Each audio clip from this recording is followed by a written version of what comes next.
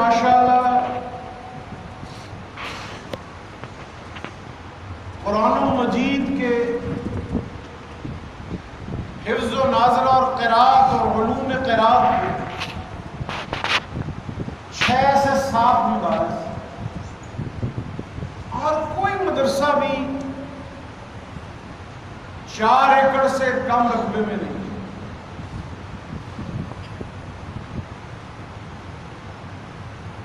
لیکن میں یہ چاہتا ہوں کہ ایک بیٹا ایسا ہو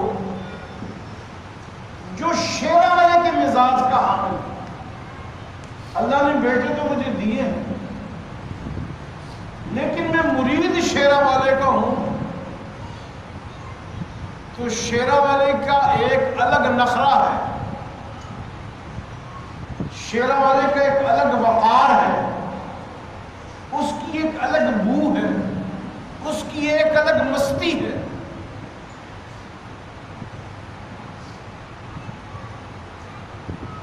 اللہ مجھے بیٹا، تو جہاں ہمارے حضرت مولانا قاری عبدالحمید صاحب دامت برکاتہم تشریف فرما ہے، این اسی مقام پر ہمارے حضرت رحمت اللہ علیہ تشریف فرما ہے.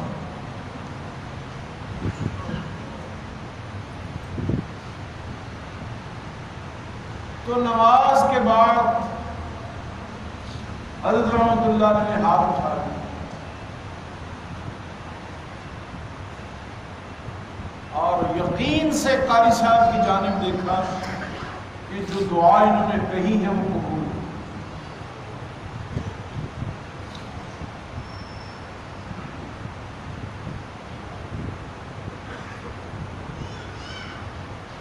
اور اس کے 2 ہفتے کے بعد ہمارے حضرت رحمت اللہ علیہ دنیا سے تشریف لے.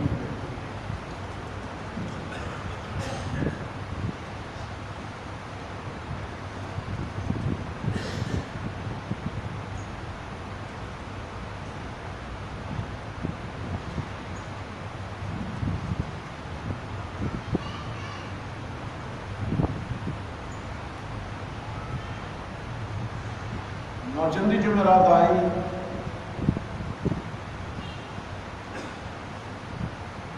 تو پوری جماعت کے اوپر حضرت رحمت اللہ علیہ کی جدائی اور دنیا سے تشریف لے جانے کے غم کی ایک کیفیت، اور ہر کوئی اپنے آپ کو یتیم محسوس کرتا ہے.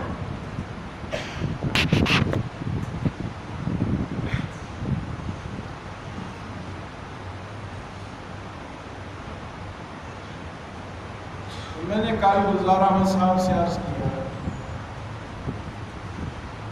آپ ذرا ٹھہر کے جائیں، فرمانے لگے نہیں بڑی جلدی ہے. میں نے کہا اللہ نے آپ کی دعا قبول کر لی ہے، اور اللہ جو بیٹا دے گا اس کا یہ نام رکھے، اور وہ دین کے لیے ایسے ہی محرر ہوگا جیسے وہ شیرہ والے کا بیٹا. ابھی جب ہم نے سلام کیا تو آخری صف میں وہ نوجوان کھڑا تھا.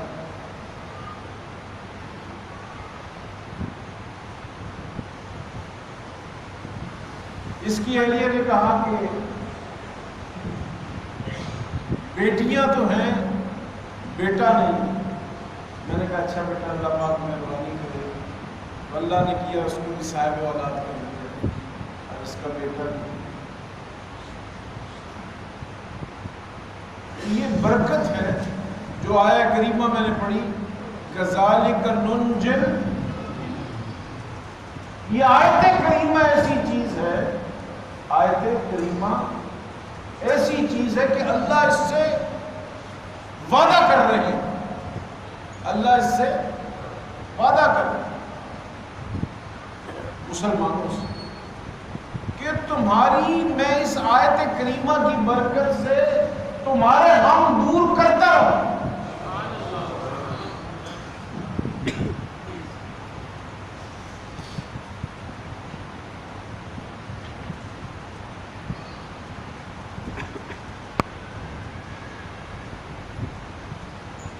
جنوبی افریقہ کا ایک شہر ہے،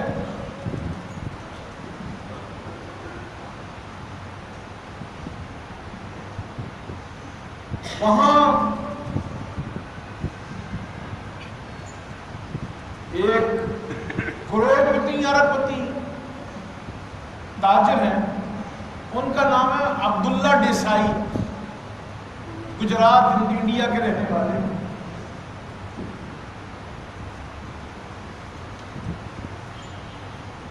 انہوں نے کہا حضرت اللہ نے بہت فضل کیا ہے، اللہ نے بہت فضل کیا، گجرات کے لوگ اس طرح سے بولتے، تو کہنے لگے اللہ نے بہت فضل کیا ہے،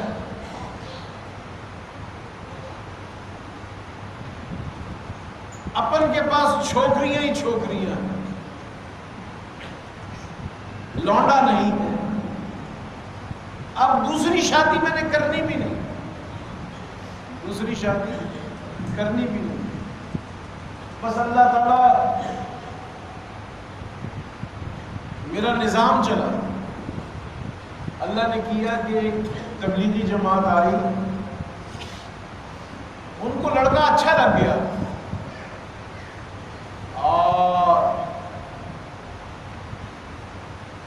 خدا کی شان، میں اور مولانا تقی عثمانی صاحب اور مولانا سمر الحق صاحب بھی ہم اکٹھے اس سفر میں تھے۔ ان کی بچی ابھی چھوٹی تھی، کہہ لگی ابھی میری بیٹی بری تو نہیں ہوئی، میں نے کہا بری بھی ہو جائے گی، آپ اس کا نکاح کریں۔ انہوں نے حوصلے سے نکاح کر، اور چند دن میں اللہ نے رخصتی کا حوصلہ بھی دے دیا اور اس کو بیٹا بھی دے دیا، اور آج وہ اپنے نانے کے ہر چیز پہ حکمران ہے، اور اسی طرح لوگوں سے نبھاتا ہے جیسے اس کا نانا نبھایا۔ تو جو انسان اللہ سے جیسے مانگے،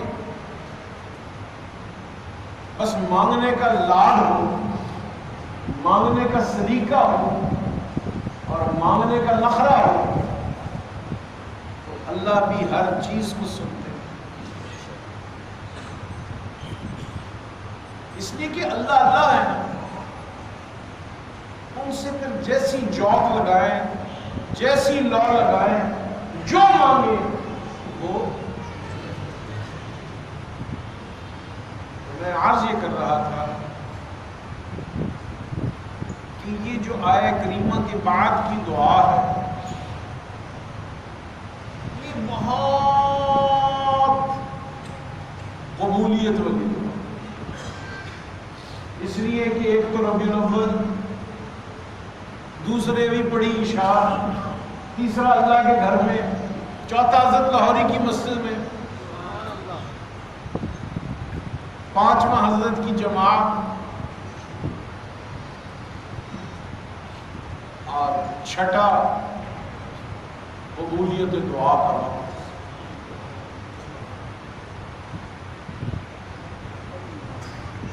اب سوائے اس کی کہ بدبختی حارج ہو جائے اور تو قبولیت دعا میں کوئی کسر باقی نہیں۔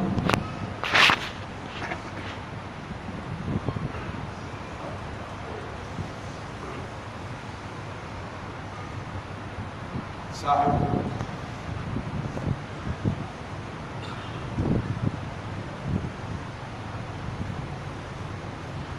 دنیا میں سب سے بڑا اسلام تو جو ہے نا، دنیا میں سب سے بڑا اسلام، دنیا میں کلمے کے بعد کی سب سے بڑی ذمہ داری اپنی ذمہ داری کو نبھانا،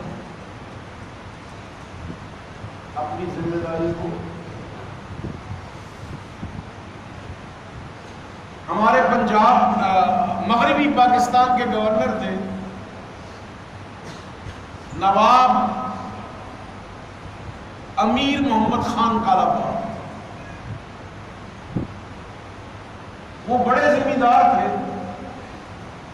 ان کی 27 100 مربع زمین کے مالک، ضلع مظفر گڑھ اور ضلع میاں والی کے سب سے بڑے زمیندار تھے۔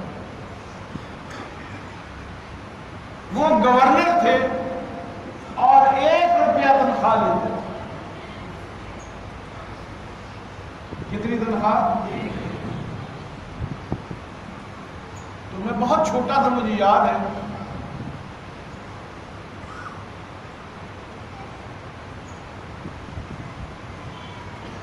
لغاری خاندان کی بارات گورنر ہاؤس میں آنے والی تھی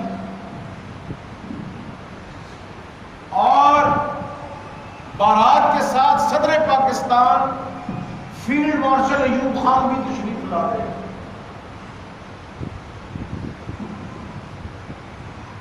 میں چھوٹا سا تھا، حضرت رحمۃ اللہ علیہ کے ساتھ اس تقریب میں موجود تھا۔ ہمارے حضرت نے نکاح پڑھنا تھا۔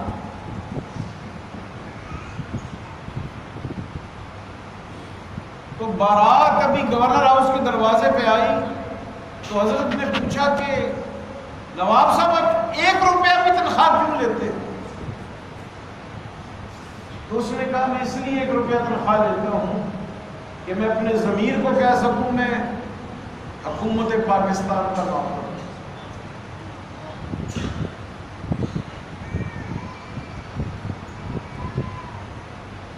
حضرت نے فرمایا نواب صاحب آپ کو معلوم ہے نوکر کس کو کہتے ہیں؟ انہوں نے کہا جی حضرت، جو حکم مانے اپنی مرضی نہ چلائے۔ ہمارے حضرت نے فرمایا نوکر اس کو کہتے ہیں جو حکم مانے اور اپنی مرضی چلائی تو وہ نوکر۔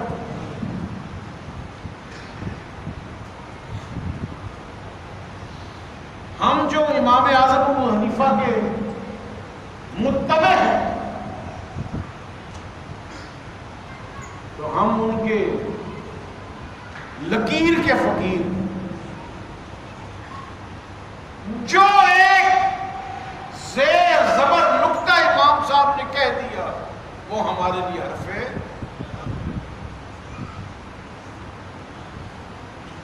اس میں ہمیں کوئی چون چرا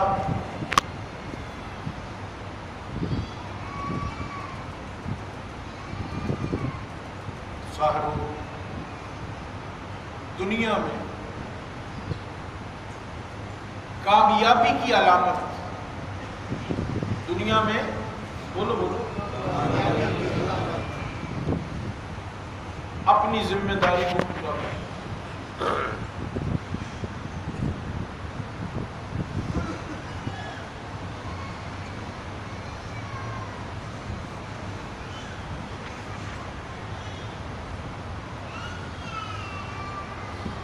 آپ بس پکے ٹھکے مسلمان بن گئے، پکے ٹھکے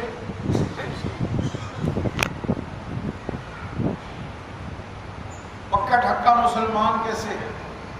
پکا ٹھکا مسلمان اسے کہتے ہیں نماز کے وقت میں جھک جائے اور جو کام اس کے ذمہ ہو اس کو ادا کرتا ہے، اس کے علاوہ کچھ۔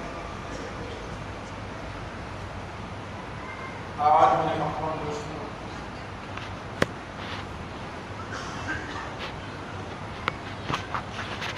ربیع الاول ہے،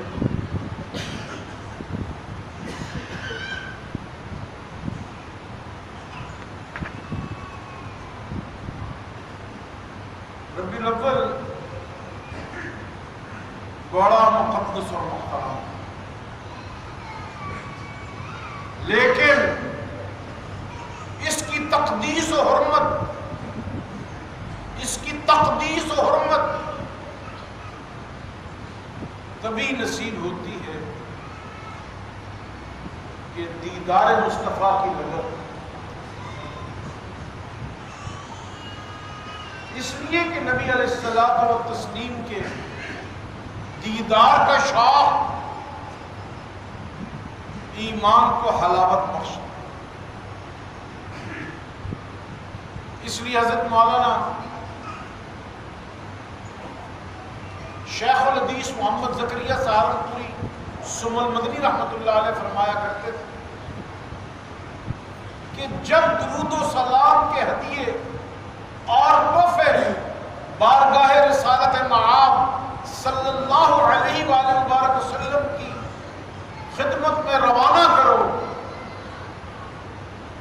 تو آنکھوں میں نبی علیہ السلام کا حلیہ بسا. یہ آقا کی شکل مبارک ایسی تھی، مبارک بھویں ایسی تھی، داڑھی شریف ایسی تھی. اور جب اس خیال میں درود و سلام کے ہدیے اور تحفے بھیجو گے، اللہ پاک ایک ایک درود کے بدلے کئی کئی لاکھ نعمتیں عطا فرمائیں. اس لیے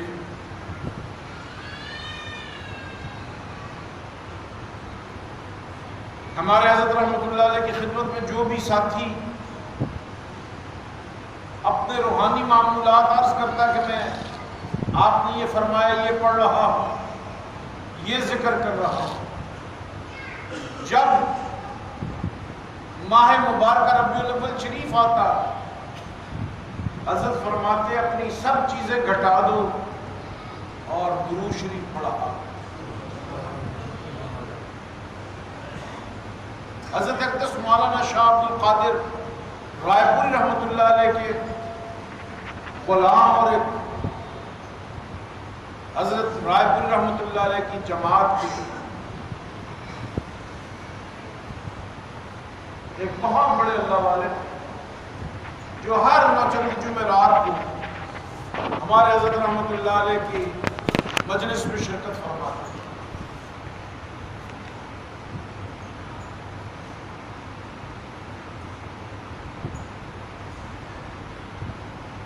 حضرت مولانا جمیل احمد میواتی رحمۃ اللہ علیہ تشریف لائے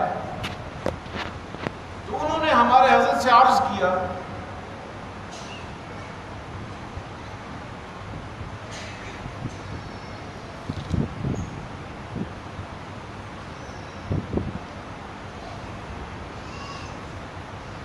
کہ حضرت ہمارے معمولات میں یہ بھی ہے، یہ بھی ہے، یہ بھی ہے. فرمایا درود شریف ربیع الاول شریف میں ہی سب کچھ ہونا چاہیے. ہمارا جمیل احمد صاحب میواتی رحمۃ اللہ علیہ فرمانے لگے اس کے بعد سے جب بھی ربیع الاول آتا ہے میں ہر چیز پیچھے کر دیتا ہوں اور درود و سلام کو اپنا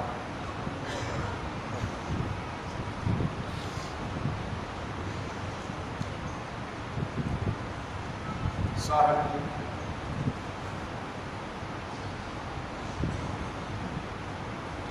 درود شریف کی سب سے آسان قسم ذرا پڑھ لیجیے بلند آواز سے. صلی اللہ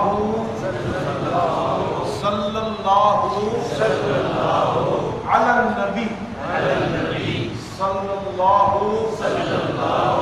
علی النبی صلی اللہ علی النبی. پڑھ لو.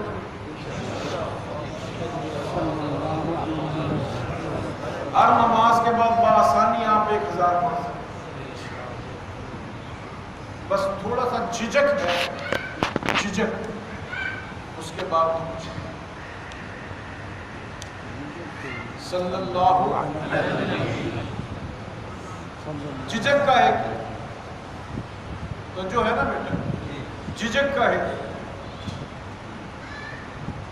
پڑھنے کی جھجک. پنجابی میں کہتے ہیں ذرا چاکا ہوئے یہ چاکا لے جائے 1000 وری درود ہر نماز کے بعد.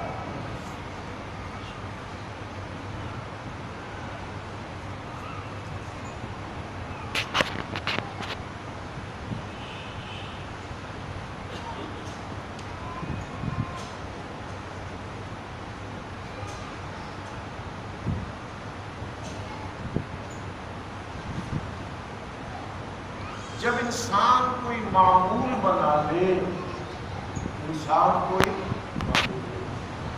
تو کائنات بھی اس کا ساتھ ہے، پتا پتا بوٹا بوٹا اس کا ساتھ ہے۔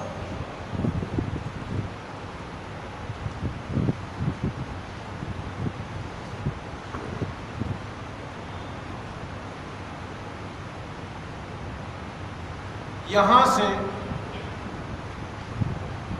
شیراوالے سے ہمارے مقام تک 786 مرتبہ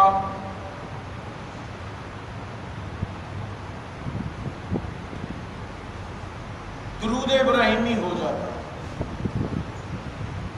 اب ایک دفعہ ہم جا رہے تھے تو راستے میں کوئی ٹیلی فون آ گیا،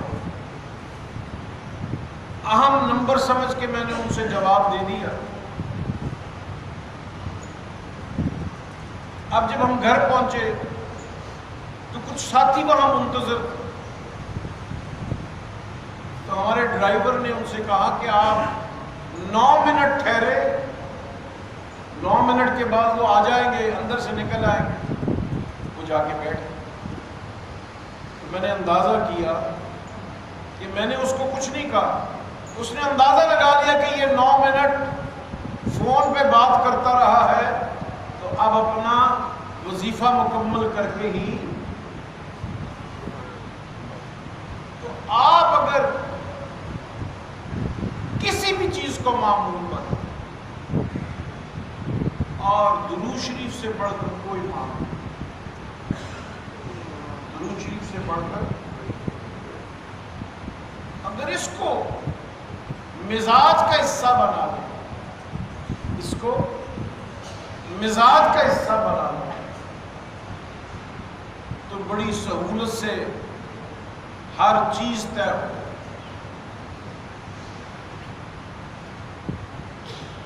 میں آپ کو ایک بات بتاؤں، حضرت قائد جمعیت مولانا مفتی محمود صاحب رحمۃ اللہ علیہ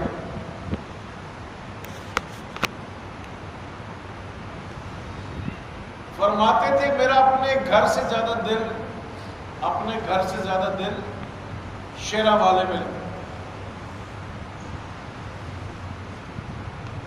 تو جب کبھی اسمبلی کا اجلاس ہوتا اور ان کا وقت تھوڑا ہوتا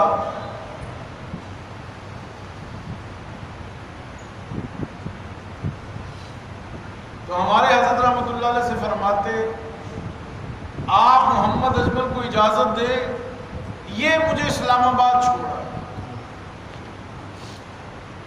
تو حضرت فرماتے کہ اس کے اندر کیا خوبی ہے؟ فرمایا یہ سڑک کے مزاج کے مطابق گاڑی تیز بھی کر لیتا ہے اور آہستہ بھی کر لیتا ہے، اور جو میں نے پڑھنا ہوتا ہے میرے پڑھنے میں خلل، حضرت مولانا مفتی محمود صاحب رحمۃ اللہ علیہ ہر چیز پہ بڑی محنت ہے۔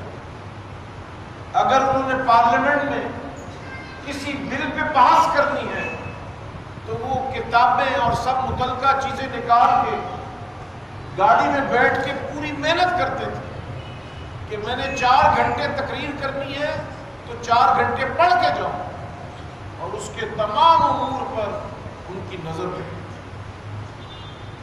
وہ فرمایا کرتے تھے یہ موٹر ایسے چلاتا ہے کہ میرے پڑھنے میں دقت، تو یہ توفیق، یہ اپنے بڑوں کی مرضی پہ چلنے کی توفیق یہ کیسے ہوتی ہے؟ جب آدمی اپنے بڑوں کو بڑا دیانتدار سمجھتا ہے، پھر اللہ بھی انسان کو ایسا بنا۔ تو میرے محترم دوستوں، ہمارے بڑے جو تھے وہ بہت بڑے تھے، اتنے بڑے تھے کہ شاید اب اتنے بڑے لوگ بہت کم۔ ان کی بڑائی یہ تھی کہ وہ اپنے آپ کو چھوٹا سمجھتے. ہمارے بڑوں کی بڑائی یہ تھی کہ وہ اپنے آپ کو چھوٹا سمجھتے.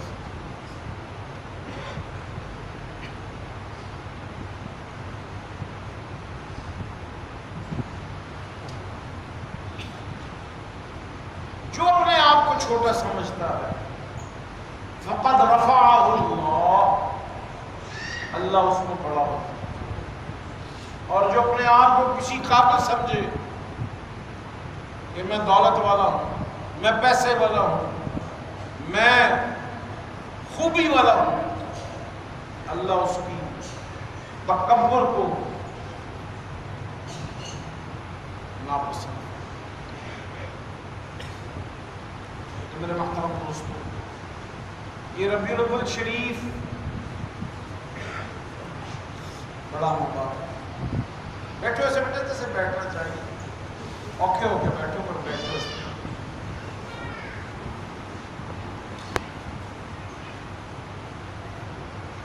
اس میں میرا نہیں کچھ جاتا، آپ کا بہت کچھ بڑھ جاتا. تو صاحب وہ ہمارے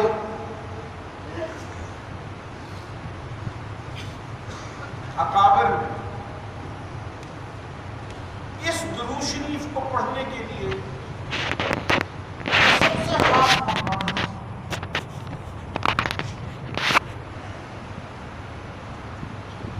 وہ رات کے پچھلے پہر، وہ رات کا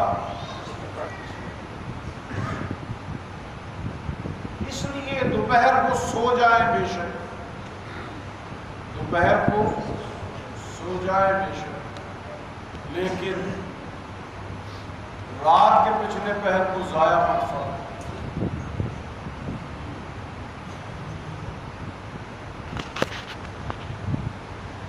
اس لیے کہ رات کے پچھلے پہر کچھ دولت بانٹی جاوت ہے، جو جاوت ہے سو قامت ہے، جو صوت ہے سو قوت.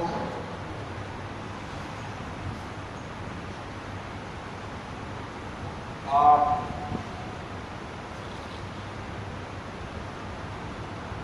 تھوڑا سا اپنے آپ کو نیند بانٹنے والا بنا لے. 3 گھنٹے اب نیند کر لی، 3 گھنٹے پھر کر لے، 3 گھنٹے پھر کر لے. ایٹ اے اسٹریچ، ایک ہی مرتبہ لمبی نیند سے وہ فائدہ نہیں ہوتا جو نیند کو توڑ توڑ کے ہوتا. اللہ پاک نے توڑ توڑ کے سونے پر پوری سورہ مزمل کا پہلا رکوع نازل فرمایا. نبی علیہ السلام کی نیند 6 حصوں میں تقسیم فرما دی. پہلے رات کا کچھ حصہ سو گئے، پھر اٹھ گئے، پھر سو گئے، پھر اٹھ گئے. تو یہ رات کو ایک ہی دفعہ لمبا سونے کی بجائے اگر وقفے وقفے سے سویا جائے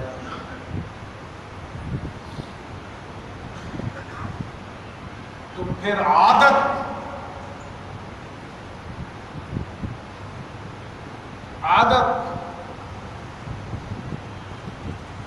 ایسی بن جاتی ہے کہ آدمی کی بیماریاں ختم ہو.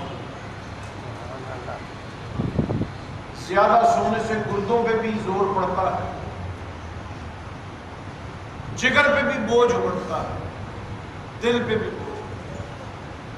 وقفے وقفے سے سوئیں، بار بار وضو فرمائیں تو آپ کو ٹھنڈا گرم بھی نہیں لگے گا.